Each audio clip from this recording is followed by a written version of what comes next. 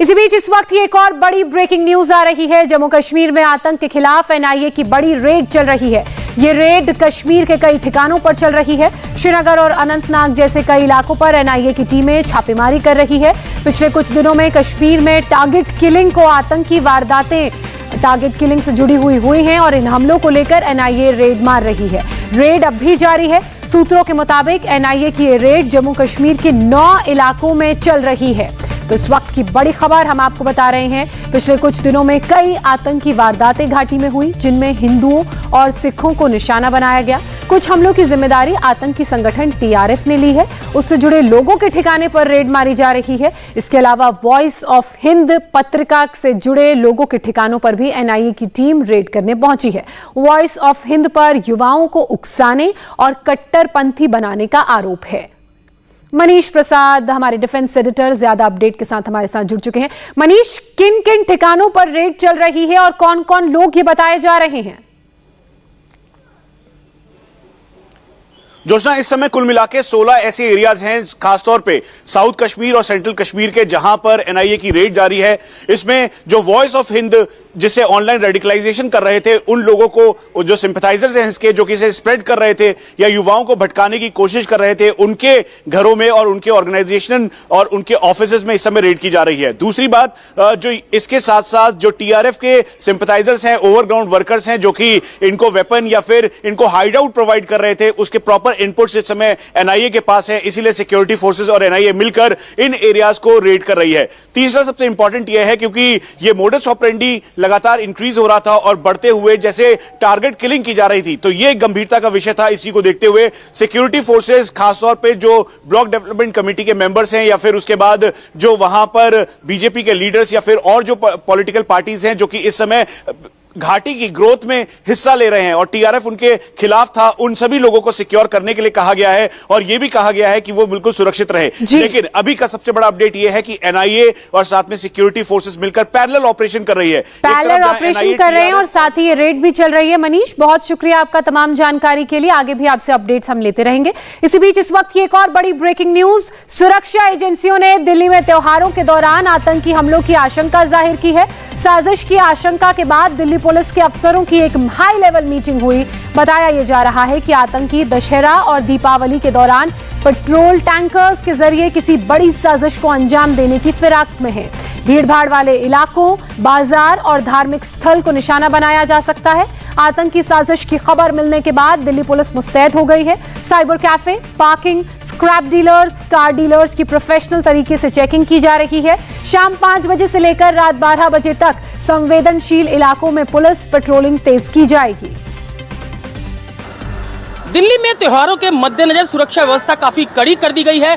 Delhi police मुख्यालय में शनिवार शाम हुई दिल्ली पुलिस कमिश्नर राकेश अस्थाना और आला पुलिस अधिकारियों के बीच हुई मीटिंग में त्योहारों के मद्देनजर दिल्ली में सुरक्षा व्यवस्था कड़ी करने के निर्देश दिए गए हैं। हम इस समय दिल्ली के कनॉट प्लेस इलाके में मौजूद हैं। ये राजीव चौक मेट्रो स्टेशन और पालिका बाजार का इलाका है और यहाँ पर आप देख सकते हैं कि बाकायदा गाड़ियों को रोककर उनको चेक किया जा रहा है। बाकायदा पैरामिलिट्री फोर्स जो है वो यहाँ पर तैनात की गई है। इसके अलावा लेडी पुलिस कांस्टेबल जो है वो भी यहाँ पर तैनात की गई है। हम आपको कनॉट प्लेस के इलाके के बारे में बताएं। दिल्ली का दिल कहा जाता है और यहाँ पर जो है काफी भीड़ होती है। त्योहारों के दौरान जो है अक्सर यहाँ पर काफी भीड़ जो है वो देखने को मिलती है, जिसके चलते यहाँ पर सुरक्षा व्यवस्था काफी कड़ी की गई है। मैं आपको यहाँ दिखाना चाहूंगा कि यहाँ बाकायदा दिल्ली पुलिस ने यहाँ पर पोस्टर बैनर भी यहाँ पर लगाए हैं। To counter terror your alertness is indispensable, यानी कि बहुत जरूरी है आपको अलर्ट रहना। रेडी वाला, पटरी वाला, पार्किंग अटेंडेंट, टीएसआर ड्राइवर, इसके अलावा car dealer, shopkeeper, telephone booth corner, इसके अलावा सिक्योरिटी गार्ड, तो पूरे तरीके से अलर्ट रहने को कहा गया है। Do not touch unclaimed objects, do not rent your premises to unverified person, यानी कि अपना जो मकान है वो बिना वेरीफाई किए किराए पर ना दें। Before selling a car, motorcycle और scooter, check the credential of buyer, यानी कि अगर आप गाड़ी बेचते हैं तो जो बायर है उसको पूरे तरीके से उसकी जांच कर ले। और यहाँ पर आप देख सकते हैं कि कनॉट प्लेस के अंदर किस तरीके की सुरक्षा व्यवस्था है। जिस तरीके से पुलिस मुख्यालय में जो मीटिंग हुई थी उसके बाद त्योहारों के दौरान जो है वो सुरक्षा व्यवस्था कड़ी करने के निर्देश दिए गए थे, जिसका असर जो है वो पूरी दिल्ली में देखने को मिल रहा है। कैमरामैन अर्जुन के साथ अतुल भाटिया, इंडिया टीवी, दिल्ली। अगली बड़ी ब्रेकिंग न्यूज का रुख करते हैं। देश में कोयले की कमी के चलते बिजली संकट पर दिल्ली में एक बड़ी बैठक हो रही है। ये मीटिंग केंद्रीय ऊर्जा मंत्री आर के सिंह ने बुलाई है। इस मीटिंग में BSES, टाटा पावर और ऊर्जा मंत्रालय के सीनियर अधिकारी मौजूद हैं। कोयले की किल्लत के चलते बिजली की गंभीर किल्लत हो गई है।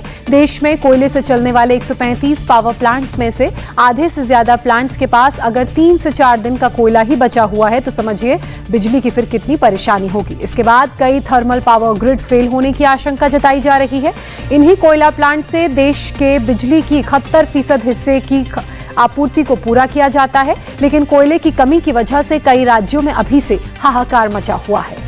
दिल्ली में आने वाले दिनों में गंभीर बिजली संकट पैदा हो सकता है। बिजली संकट की आशंका को देखते हुए मुख्यमंत्री अरविंद केजरीवाल ने प्रधानमंत्री नरेंद्र मोदी को चिट्ठी लिखी है।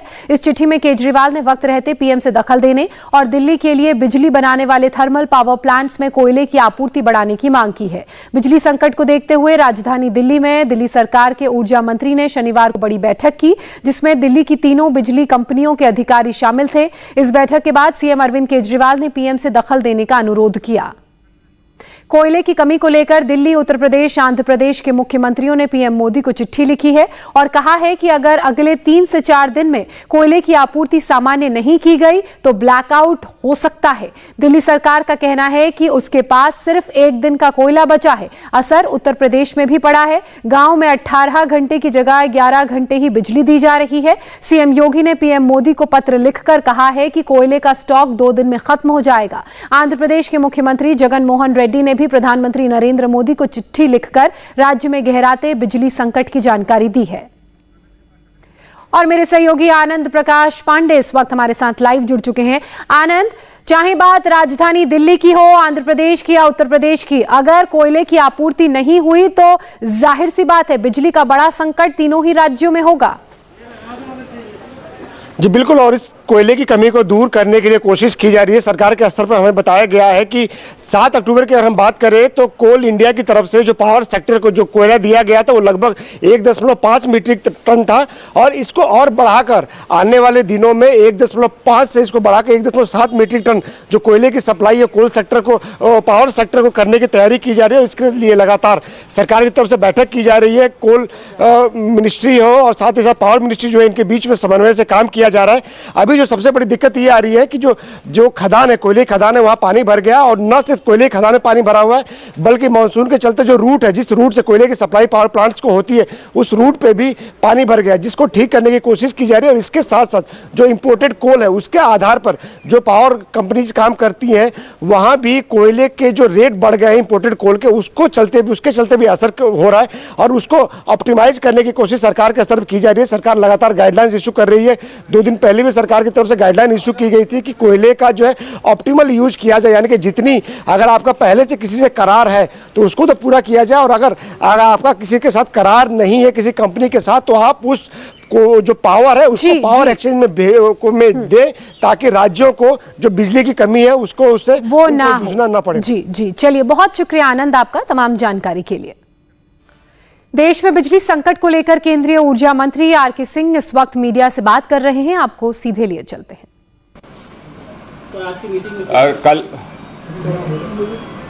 कल शाम को लेफ्टिनेंट गवर्नर साहब ने हमसे बात की और उन्होंने बताया कि संभवतः दिल्ली के मुख्यमंत्री ने कोई पत्र भेजा है प्रधानमंत्री जी को बिजली की उपलब्धता के संबंध में। तो मैंने कहा कि हमारी मंत्रालय बिजली की उपलब्धता को पूरे देश में मॉनिटर करते रहती है। आपके यहाँ भी उपलब्धता ठीक है और ठीक ही रहेगी। उसके बाद फिर हमने आज सभी पदाधिकारियों की बैठक बुलाई थी। Secretary power, additional secretary power, CMD, NTPC और जो दिल्ली के डिस्कॉम्स हैं उनके चीफ एग्जीक्यूटिव ऑफिसर्स और उनके जो भी CMDs हैं सबकी बैठक बुलाई। स्थिति यह है कि दिल्ली में जितने पावर की आवश्यकता है उतनी पावर की आपूर्ति हो रही है और उतने पावर की आपूर्ति होती रहेगी। मैं पुनः रिपीट करता हूं, दिल्ली में जितना डिमांड है उतने पावर की आपूर्ति हो रही है, चाहे वो NTPC के स्टेशन से हो, DVC के स्टेशन से हो और कहीं से हो, और जितनी आवश्यकता है उतनी आपूर्ति होती रहेगी। मैंने पूछा कि ये पैनिक क्यों? तो यह पैनिक इसलिए हुआ बिना आधार के, चूंकि जेल ने एक मैसेज भेज दिया दिल्ली के डिस्कॉम्स को कि बवाना के जो गैस स्टेशन है उसको वो गैस देने की कार्रवाई बंद करेगा 1 या 2 दिन बाद। प्रियंका गांधी प्रधानमंत्री नरेंद्र मोदी के गढ़ वाराणसी पहुंच चुकी हैं और यहीं से चुनावी अभियान की शुरुआत वो कर रही हैं, जहां वो इस वक्त काशी विश्वनाथ मंदिर में आप तस्वीरों में देख सकते हैं पूजा अर्चना करती हुई नजर आ रही हैं। इंडिया टीवी हर वक्त हर जगह डाउनलोड करने के लिए सर्च करें India TV news Google play store या ऐप स्टोर पर।